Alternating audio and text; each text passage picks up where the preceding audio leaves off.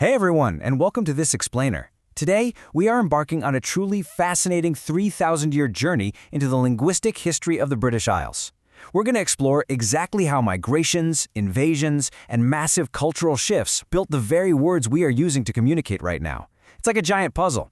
We'll trace the geography, the shifting populations, and even the alphabets that took us all the way from the ancient Bronze Age straight through to modern English. Let's dive in.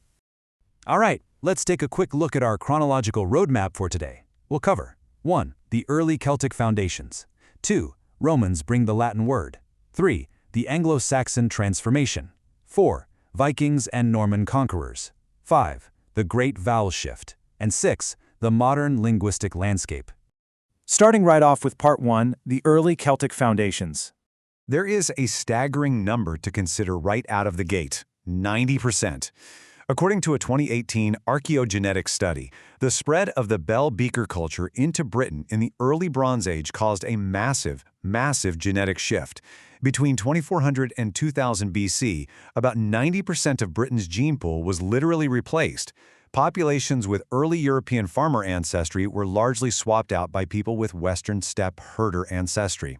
Researchers link this massive population turnover and the subsequent migrations around 1300 to 800 BC directly to the spread of the early Celtic languages into Britain. Now, as this Celtic language took root, it didn't just stay one thing. It actually diverged, splitting the insular Celtic languages into two main geographical branches. On one side, we have the Brittonic or British Celtic branch that covered Great Britain and gave rise to Welsh, Cornish, Breton, Cumbric, and most likely Pictish up in the north. On the flip side is the Goidelic or Gaelic branch. Historically, this formed a continuum stretching from Ireland right through the Isle of Man over to Scotland, ultimately giving us Irish, Scottish Gaelic, and Manx. But here's something you might be wondering. How did they write this all down? Well, before the Latin alphabet completely dominated the region, early Celts had their own unique way of writing. Enter Ogham. It's the absolute oldest written Goidelic language script, and it was used for primitive Irish. We have proof of it in inscriptions from about the 4th century AD. These early inhabitants were literally carving these primitive inscriptions straight into stone throughout Ireland and the west coast of Great Britain, creating this incredible permanent linguistic footprint long before other alphabets ever arrived. Which brings us to Part 2. Romans bring the Latin word. So picture this. The Romans occupied Britain for nearly 400 years, creating a distinct Romano-British culture in the southeast before packing up and leaving around 410 AD. During their long stay, Common Brittonic borrowed a huge stock of Latin words. Some were for completely new concepts, like urbanization and military tactics, but a lot of them were just for everyday items. The Romans left roughly 200 Latin words directly in the everyday vocabulary of the Germanic tribes that would later form English, words like wine becoming wine, candela becoming candle, and wheel becoming wall. And over in the Brittonic languages, about 800 Latin loanwords survived. For example, the native Celtic word for fish was completely displaced by the Latin piscis, which is actually thought to survive today in the Welsh name for the river Usk, whisk. Moving right along to Part 3, the Anglo-Saxon transformation. Okay, so once the Roman defensive forces left, things shifted dramatically. The Anglo-Saxon settlement of eastern and southern Britain began in earnest, and the culture and language of the Britons gradually fragmented. As the Germanic Angles, Saxons, and Jutes expanded their territory, the common Brittonic language was pushed all the way out to the geographic western and northern fringes. The Celtic populations retreated to Wales, Cornwall, the Old North of Scotland, and a significant number even migrated completely across the sea to the Armorican Peninsula in continental Europe. That migration actually established the region we now know today as Brittany. Now, these Germanic tribes established what we now call Old English, but you might be thinking it was just one single unified language. Actually, scratch that, it was far from it. The language fractured into 4 major regional dialects aligned with their new independent kingdoms. You had Northumbrian up in the north, Mercian in the Midlands, West Saxon in the south and west, and Kentish down in the southeast. While modern English would later develop heavily out of Mercian, it was actually West Saxon, the dialect of Wessex and King Alfred the Great, that formed the main basis for the literary standard of the entire Old English period. If we map the technology of writing over time, the progression is fascinating. We started with that Ogham script in the 4th century. Then, the early Anglo-Saxons brought their Germanic runic alphabet with them in the 5th century. But the most crucial turning point? That hits in 597 AD.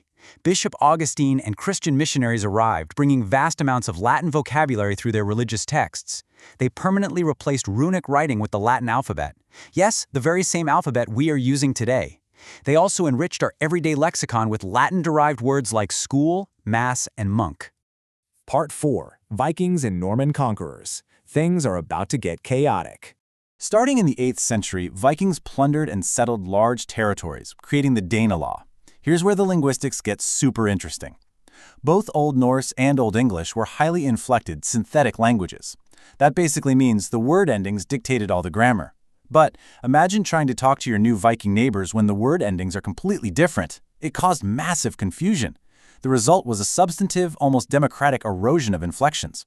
English dropped its complex word endings and shifted to a much stricter word order, becoming a simplified, analytic grammar.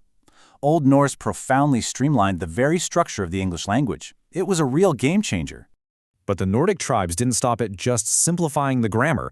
They injected a massive amount of vocabulary. We're talking roughly 2,000 new words introduced into English.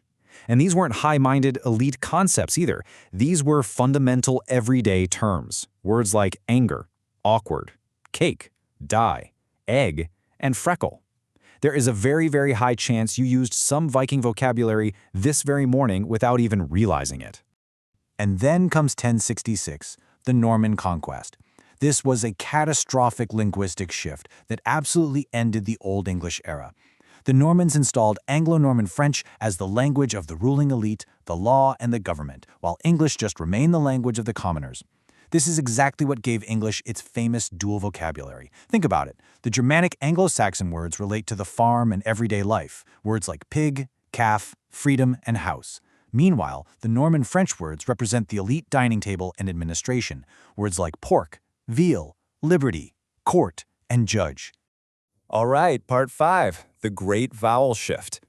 You hear this term thrown around a lot, but what does it actually mean?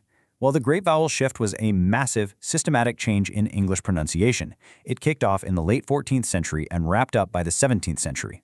Basically, vowels began to be pronounced much higher up in the mouth. This radical phonological transformation means that the early modern English of William Shakespeare's youth would actually be largely unintelligible to contemporary speakers today if it was spoken in its original pronunciation. No way you'd understand it. Now, this is where technology really throws a wrench into things. The printing press arrived in England around 1475. This incredible invention began to standardize and lock in English spellings. However, this happened precisely while the Great Vowel Shift was still ongoing. The printing press essentially froze our spelling conventions based on older pronunciations. So, if you've ever wondered why modern English spelling is famously quirky and often doesn't match how the words actually sound today, well, hit the nail on the head. That's exactly why. And that brings us to our final section, Part 6, the modern linguistic landscape. So, while English went on to become this massive global language, what happened to those ancient Celtic branches? They actually showed incredible resilience. Welsh stands today as an official language in Wales and is the only Celtic language not classified as endangered by UNESCO. Irish is an official language in both Ireland and the European Union. Breton and Scottish Gaelic continue to survive in their respective regions. But most remarkably, both Cornish and Manx actually became extinct as first languages in modern times. In fact, the last native speaker of Manx, a man named Ned Madrell, died in 1974. Yet today, both of these languages are experiencing passionate, active revivals, with hundreds of new second language speakers keeping them alive.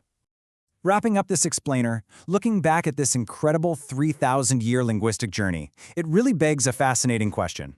If a language can be completely reshaped by the genetics of Bronze Age cultures, the grammar of invading Vikings, the vocabulary of French kings, and a mysterious shift in how we pronounce vowels, what exactly will the English of the year 3000 AD sound like? And in this ever-changing landscape, which extinct languages might rise to speak again? Thank you so much for joining me today. Keep asking questions and definitely keep exploring the incredible history hidden in the words you speak every single day.